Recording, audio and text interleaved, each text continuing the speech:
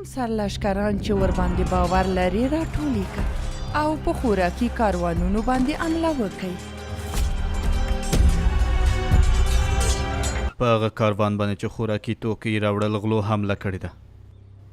سرتیري یې له منځه وړي او مواد غلا کړي.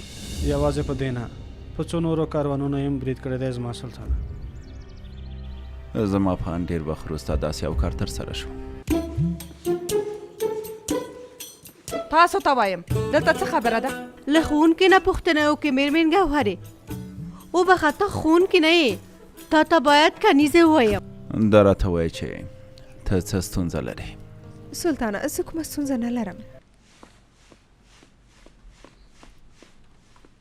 وایم بره څه خبره ده؟ وبخئ اغلې، اورېدلي مې دي چې زموږ سلطان نن شپه هماغه کوتره خپلې کوټې ته غوښتې.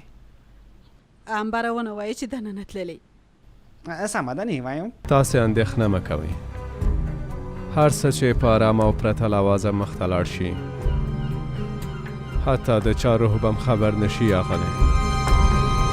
لکه څنګه چې وینم هغه ښه مخته نه ځي.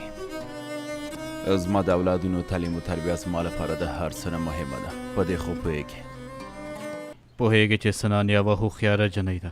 هغه کولی شي چې ځان ته یو چاره پیدا کړي.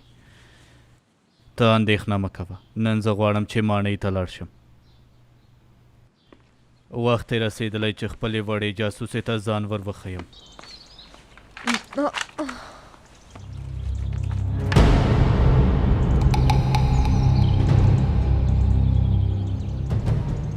سنان پترون